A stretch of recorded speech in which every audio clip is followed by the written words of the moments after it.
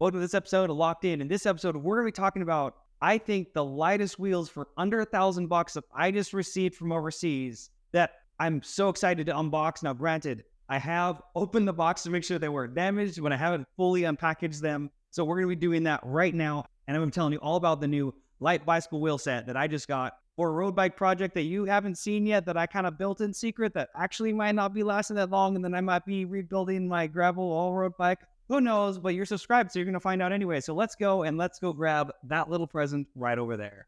And also, full disclosure, I did pay for this wheel set with my own money. The only discount I got was the Black Friday sale that I mentioned for the discounted price that I got them for, which we'll be getting into after we pull these out and we weigh them. So here it is, the box. Actually, really one thing I want to note, perfectly in good shape. Really surprised with how well this thing lasted in transport. So I want to give you a little bit of a backstory while going over the specs and pulling these things out for you. Now, I ordered these during Black Friday, and they were a discount, so I'm going to be going over what I paid for them and if it's worth the wait, or what I just rebuilt them right now, literally right before making this video, of what they're going to cost you buying them today. Essentially, my goal was to build a really lightweight wheel set, close as I could get to that 1,000-gram mark, that would still carry a comfy tire, but wasn't going to break the bank. Essentially, what I wanted to make was a more affordable version and a slightly heavier version of the Japan Cycles Slayer of Grams light bicycle wheel set.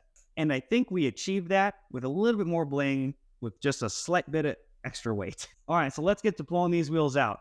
Okay, let's see if this feels like the front. Now, what I wanted to do, like I said, was make it more budget and versus Japan Cycling. And his were basically fully bollered out. I believe they had the carbon spoke option and the carbon tie hubs, which obviously add a lot of the extra price point that I was trying to stay under. So these hubs are actually wrapped really, really well with multiple wraps of tape. Alrighty, want to mark anything up? Oh yeah, there's the oil slick Bitex hubs. Now, obviously we all know that a 6-bolt rotor setup would be a little lighter, but unfortunately the Bitex hubs don't come in that option. But man, do these look good. So I am super impressed with how these look, and really see the color shift in those. And like you can see there, obviously center lock, which is more convenient, but you can get a lighter weight rotor with a 6-bolt like I used to have on my old whiskey wheels. But I have found a brand that I want to test out that has something similar in weight, not as lightweight, and I'm going to butcher the name, so maybe I'll just flash it on the screen here. They make what I've seen as the lightest center lock rotor that's not like an egregious amount of money, again, from Carbon Tie.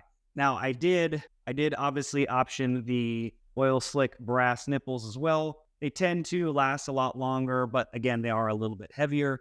But again, a little bit of bling, never hurt anybody. And I'm really happy with how this turned out. Now, this already feels super light. Now, the other options I did spec is I wanted access holes just for ease of maintenance in the future. Now, it is lighter to run them without any access holes because you don't have to run tubeless tape.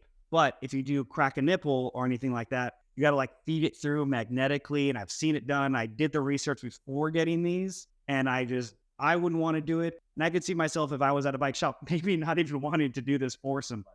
But wow, really good quality. I'm super impressed. I got just the no decal finish with the hybrid hook as well. The great thing with the Light Bicycles website as well is they explain all these options as you pick them through. All right, so now let's get onto the rear wheel and see that rear hub sound check. Okay, so pulling the rear wheel out, again in a nice, assuming this is a cloth bag. Again, the beautiful brass nipples, looking for quality around the valve hole. That all looks great. The rim finish is really, really nice. You can see the blade to the Zapim CX Race spokes, but now onto the all-important rear hub. I have to say again, the packaging is really good. See that end cap just fell off? Man, that does look great. All right, so again, we have the same setup on the rim. And my apologies, I didn't tell you what rims these were. These are the AR25s. One of the lightest rims that Light Bicycles currently has, as far as I know. That's as wide as this is. It's 25 internal, so it can handle a bigger tire. I'm planning to run no lower than a 32 on these, but probably most likely a 35 or a 38 on the build that's eventually going to go on, which you've already seen. That's going to be making a comeback. But as you can see, this is an XDR rear hub body. So this is going to allow me to run any of my SRAM cassettes. Now, most of mine are XD, but you can get a spacer to work with this XDR hub because XDR only works with XDR cassettes, which is the newer Shimano cassettes. So I plan to run a different myriad of cassettes on here as far as gear range, but it's easy to adapt this to the older standard which you can find XD cassettes all over the place, used on AliExpress, anywhere, and adapt it to the newer standard, which is great for backwards compatibility that I really like. And basically all my bikes are 12-speed now, so it just makes it unified to move cassettes around if I need to. Now, I did go with the Bitex hubs because I've had great experience with them. A lot of people don't trust any non-name brand, but Bitex, I'm assuming they're rebranded by a few different companies, but I've personally used the Bitex branded hubs on a wheel set that's been currently living on my e-bike. That's a standard Bitex rear hub, and that thing on my e-bike alone has 4,000 miles on it. And I've put more miles on it before that. Mario was riding them during cyclocross before that, and they've held up to the abuse. So if they can put thousands and thousands and thousands of miles on them, and I've never even changed a bearing on them, I'm not worried about these things at all. Yes, they are a little bit heavier than your carbon tie or other options, but I'm happy to make that sacrifice for durability and lack of service, because doing a bearing change in a hub, if you can't do it yourself, is kind of pricey. And if you want to do it yourself, it's even more pricey because all the tools that you need. So I wanted something tried and true. And obviously the oil slick matches the aesthetic of most of my bikes. So you can't get these in black, don't get me wrong, but they've proved themselves to me. So I'm going to put this right next to the mic and hear a free hub sound check. Now this is the 27 ratchet option. So if I end up doing more gravel mixed condition riding on this, maybe I'll upgrade that in the future. Here we go. All right, here we go. Now I'd like to say that that's subtle compared to like my Scribe wheels, which were obnoxiously loud, but still a good sound. I have one wheel set that's on the bike that's peeking itself in the background that I'll be getting to in another video that are almost silent, and I don't like that. This is almost the kind of Goldilocks just middle. You don't want something too obnoxious, but you want to hear it. And it'll probably get louder after a break-in. Most hubs do slightly.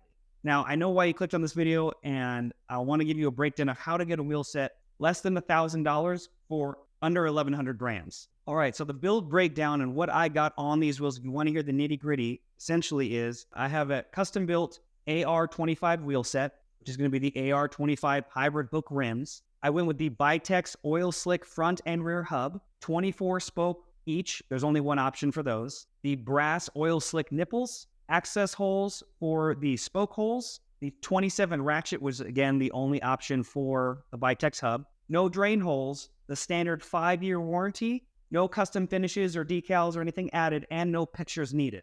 The reason why I say no pictures needed is because that actually delays the process by an extra 3 days. Now, that brings me down to price point.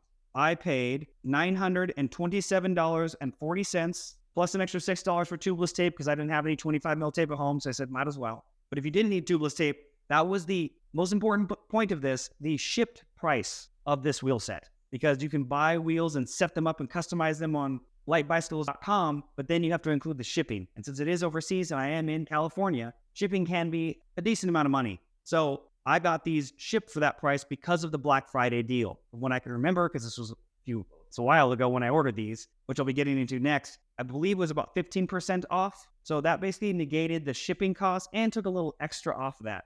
Now, I just built this wheel set again today, right now, and took a screenshot. If you were to ship the same exact setup as mine, obviously the oil slick color doesn't change the price, but the same wheel set, the estimated weight for it is 1,094.54 grams plus or minus 3%. And the total shipped with the handling fee would be $1,032.43. So I saved about $110.